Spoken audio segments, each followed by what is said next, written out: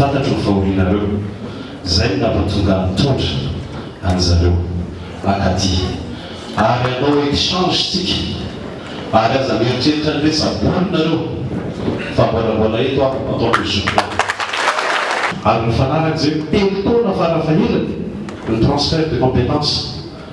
zay zany zavatra toa ataotsika ary zany a tsy miainga aminay na miainga amin'ny professeur Alatina na miainga ny général Pascal fa miainga aminareo anakiro protocole de corosiny eto ndray a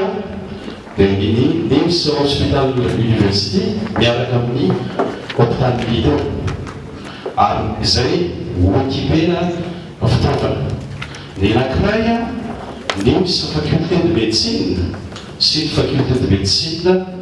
eto anareo dia hiezaka zay ary rehefa niona tamin'ny filoam-pirenena teo a dia tena faly